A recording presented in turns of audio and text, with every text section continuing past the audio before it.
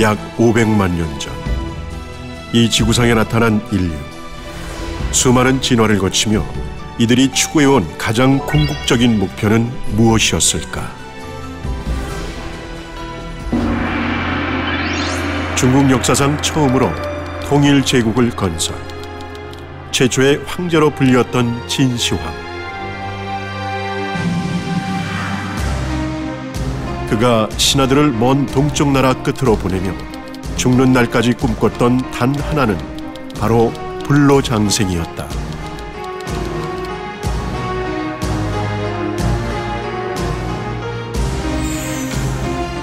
2009년 노벨 생리의학상의 주인공 텔로미어. 염색체 양쪽 끝에 달린 이 텔로미어가 모두 닳게 되면 세포는 분열 능력을 잃고 죽게 된다. 인간들이 바라고자 하는 길은 딱 한 길이에요. 오래 장수하면서 고통스럽지 않게 평화롭게 살다 가는 길. 그것을 향해서 지금 우주를 가려고 하고 오만 개발을 하고 발전을 하고 과학을 드러내려고 한다.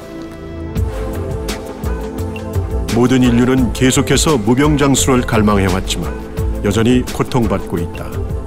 그 이유는 무엇일까? 태아가 뱃속에 있을 땐 호흡이 필요 없어 압력에 영향을 받지 않지만 태어나면서 760mm Hg의 대기압을 받으며 호흡을 시작하고 흉부와 복부를 확장해 산소를 공급하기 시작한다. 그러나 인체는 끊임없이 내리누르는 중력으로 인해 점점 경직되어 간다. 이때 갈비뼈가 없는 복부 주위가 가장 먼저 함몰되고 그 주변에 모세혈관이 좁아져 적혈구가 통과하지 못해 결국 어혈이 고이게 된다. 산소의 운반책인 적혈구가 이동하지 못하고 뭉쳐지면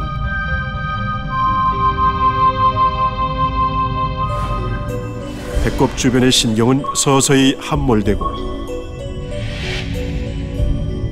배꼽과 연결된 횡격막과 흉부의 근육을 경직시켜 산소 분압과 산소 포화도를 떨어뜨린다.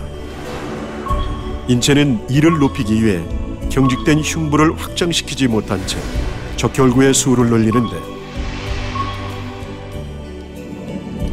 그 수가 증가할수록 모세혈관을 통과하기가 점점 더 어려워지고 점도가 높아지며 혈액은 끈끈해진다. 그로 인해 혈액의 흐름은 더 느려지고 산소 분압은 점점 더 떨어진다.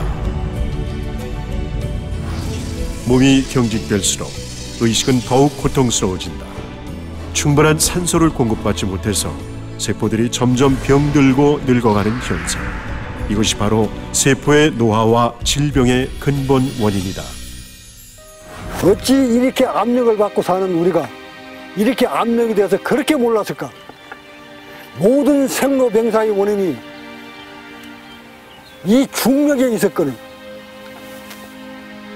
그렇게 수많은 과학자들이 찾아내지 못한 불로장생의 길이 바로 이 중력이 있었거든. 그런 세계적인 과학자들도 알지 못하는 이 중력의 법칙을 이번 순례길에서 내가 알게 됐다니. 그래서 나는 석가모니가 나를 이곳으로 불러들였구나. 이것을 직접 몸으로 느끼게 해주려고.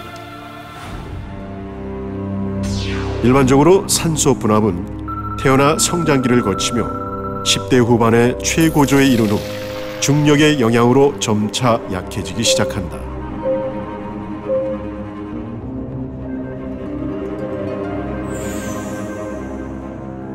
중력을 벗어날 수는 없으나 노화와 질병에서 해방될 수 있는 방법이 있다.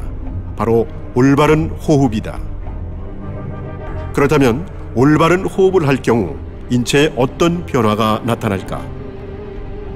먼저 물리적, 의식적 이완을 통해 몸 전체를 누르는 중력의 힘을 약화시키면 배꼽 주변이 풀어지며 갈비뼈와 연결된 복직근, 서해부 근육, 그리고 기립근이 풀어진다.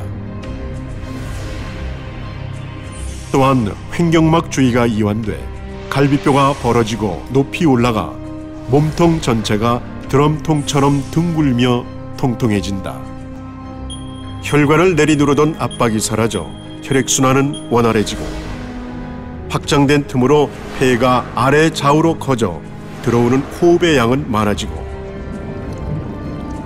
좁아졌던 모세혈관이 열리며 신선한 산소가 충분히 공급돼 건강해진 세포의 텔로미어가 길어지고 세포의 노화가 멈추게 된다.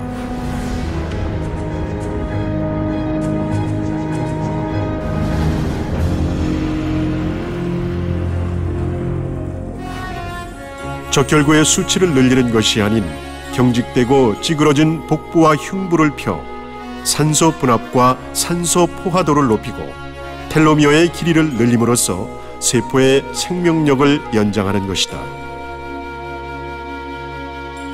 이때 아기들처럼 고요하고 평화롭게 이루어지는 호흡을 단전호흡 또는 태식호흡이라 한다. 이것이 바로 모든 인류의 꿈인 무병장수의 비밀이며 수신오도의 이완수행이다. 이 이완수행이 깊어질수록 신체에도 변화가 나타난다. 먼저 뭉쳐있던 근육들이 풀어지고 흉부가 이완되며 갈비뼈는 위쪽으로 올라가게 된다.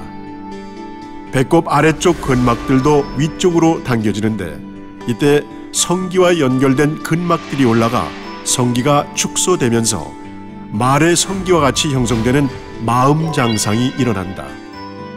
도교에서는 이를 구축불거라고 한다. 모든 신경이 살아나면서 자연스럽게 흉부는 확장되고 아래로 처져 있던 쇄골도 위로 올라붙게 되는데 앞으로 당겨져 있던 목 뒤 근육이 놓아지고 기도가 넓어지고 입천장이 높아지며 대후두공이 열리고 턱이 뒤로 밀리며 윗니가 아랫니를 덮는다. 일자목이 뒤로 밀리며 C형으로 변하고 길었던 목이 어린아이의 목처럼 짧아지며 볼록하게 정수리가 튀어나오는데 이를 정유육계라 한다. 또한 쇄골이 위쪽으로 올라붙으며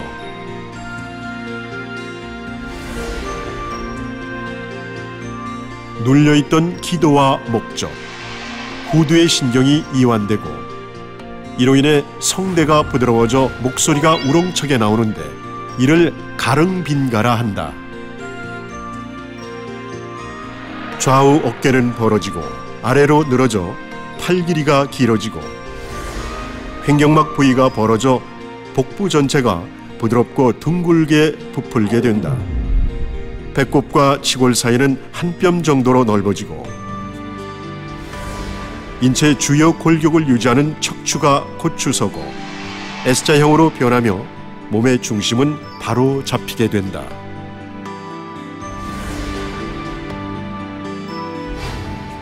뇌 속에선 송과체가 활성화돼 이완 호르몬이 24시간 생성되고 그로 인해 인체는 늘 이완되어 나라는 아상이 사라지고 고요해져 삼매에 들게 된다.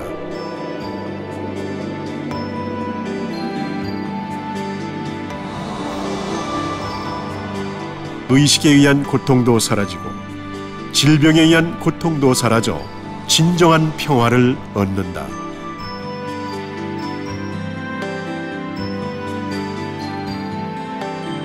그렇다면 노화와 질병을 막고 무병장수를 얻기 위해선 호흡을 통한 30 이상만을 얻으면 되는 걸까?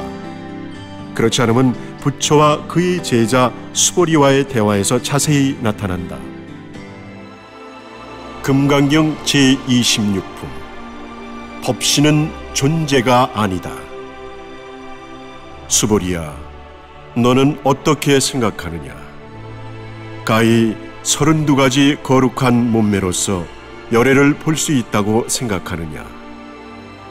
그러하옵니다. 32가지 거룩한 몸매로서 열애를 배울 수 있사옵니다. 만일 32가지 거룩한 몸매로서 열애를 볼 수 있다면 전륜성왕도 곧 열애라 하겠느냐.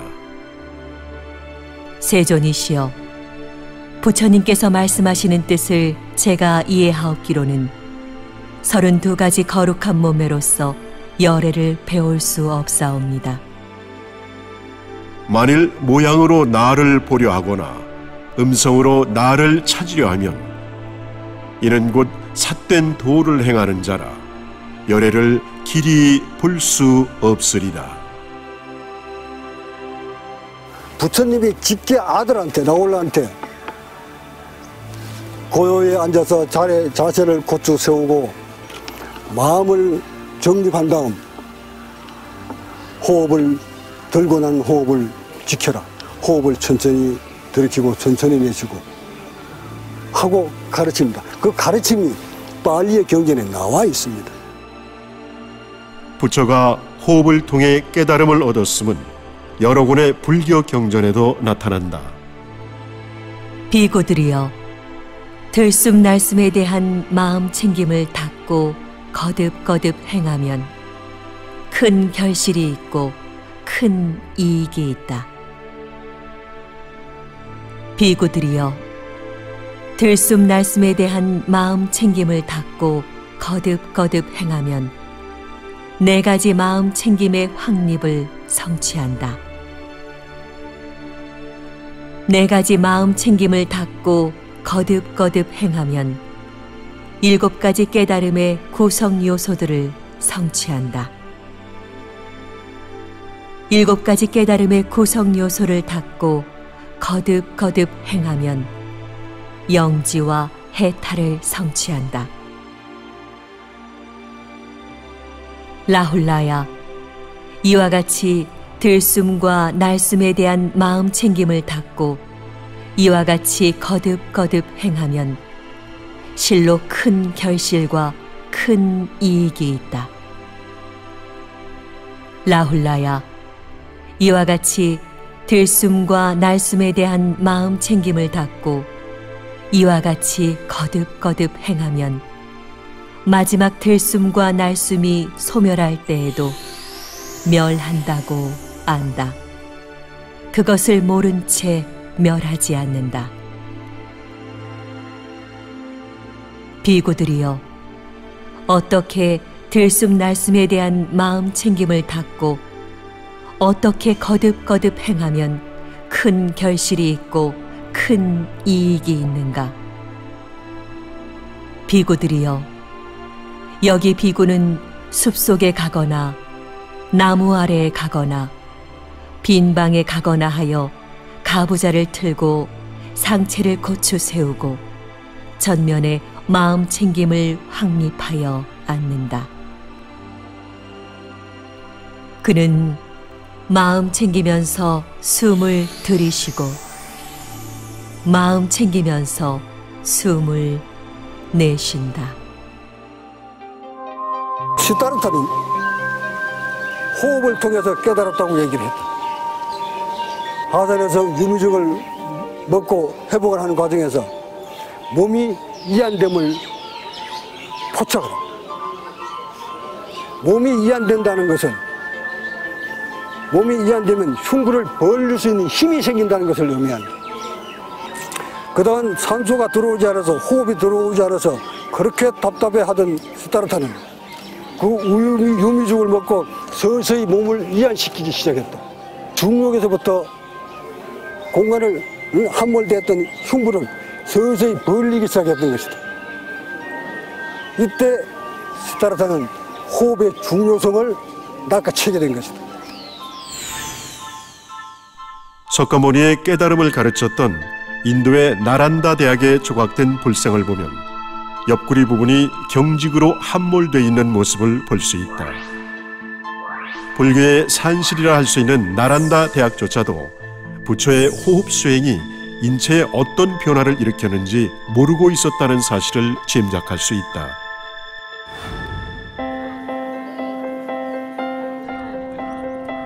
수행자 부처의 진정한 가르침을 쫓아 인도 순례길에 오른 수신오도. 지금도 이 살이 만지고 싶은 사람 들어가서 만지고. 이곳에서 이들은 적광 스승님의 가르침이 곧 2600여 년 전 부처의 가르침과 같았음을 또 한 번 확인한다. 부처의 길을 쫓아 그의 발자취를 오롯이 느낀 이 시대의 각자 적광 스승님. 그는 과연 어떤 깨달음을 얻었을까? 조용한 곳에 가서 여러분한테 들려주라고 녹음을 해놓은 게 있는데, 그대의 탄생지와 그대의 발자취를 더듬어 본 결과 그대의 가르침은 곧 우주 진리 그 자체였음을 나와 나의 온 제자들은 가슴으로 일깨웠나이다. 당신의 생명은 곧 우주였거늘 인간의 본 숙명은 우주였거늘 대우주의 조화를 망각한 채 살아온 위 불성한 인류를 구제할 방법은 한꺼번에 모두를 구제할 수 없겠으나 그 진리를 조금 하나씩 일깨워 나가겠나이다. 당신이 읽어온 가르침을 나의 골수와 제자들의 골수에 담아 이제 한국으로 가져가고자 합니다.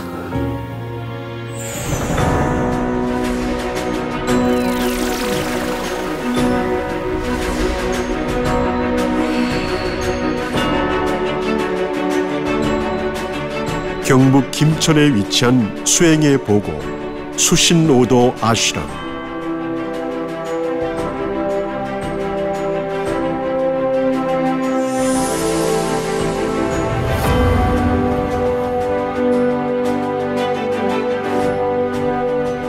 순례를 통해 참된 진리를 깨닫고 한국으로 돌아온 이들을 다시 찾았다. 명상을 통해 삿된 마음을 버리고 무의 상태로 만드는 이곳에서 수많은 제자들이 함께 이완 수련을 이어가는 가운데 아주 특별한 이들이 함께하고 있었다. 바로 적광 스승님의 가르침을 따라 인도에서 대한민국으로 온 두 제자 반디와 아비쉐기다. 이들이 한국을 찾은 이유는 무엇일까? 안녕하세요. 전 인도에서 온 반디입니다. 제가 태어난 지가 또 불교 성지다 보니까 굉장히 관심이 많습니다. 생활 불교에 관심이 많아가지고 그 과학적인 불교, 또 우리가 불교에 따르면서 어떻게 올바르게 생활할 수 있는지 그걸 가지고 연구하고 있습니다. 다른 스님들이나 신도들이 부처님께서 부처신이라고 모시거든요. 여기 정음시 신오도에서 우리 스승님께서 만나보면서 부처님이 신이 아니었고 그냥 위대한 수행자였다. 인도에서 같이 일주일간 다니면서 그 말로 듣고 또 보기도 했지만 여기 와서 실제로 함께 생활해서 보니까 굉장히 제가 생각했던 것보다 훨씬 더 좋은 환경, 또 좋은 분위기를 느끼게 되고, 또 제가 여기 있으면서 아직까지 얼마 안 됐지만 제 몸에 실제로 제가 변화를 느끼고 있기 때문에 아주 만족합니다. 몸이 굉장히 가벼워지면서 굉장히 바른 생활할 수 있는 그런 의식도 생기고, 또 나름 편안해지고, 또 숨도 잘 쉴 수 있고 아주 좋습니다.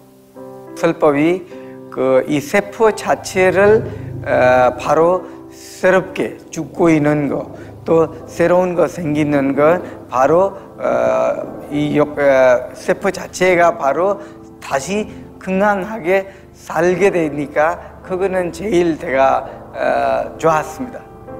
저를 통해서 제가 다 몸을 이완시키고 부처님의 말씀, 또 스승님의 말씀을 따라서 앞으로 제가 먼저 갖고 나면서 나중에 많은 사람에게 불교가 순수한 과학이면서 정말 그렇게 이론으로서만 믿지 않고 혹은 따르지 않고 생활로서도 가능하다 보여드리고 싶습니다.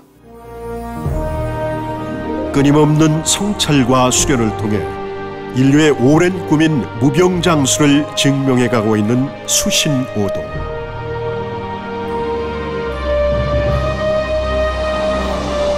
그들의 과학적인 수행 방법이 세상에 알려지는 순간 전 세계의 모든 의학, 과학 전문가들은 수신오도를 주목하게 될 것이다.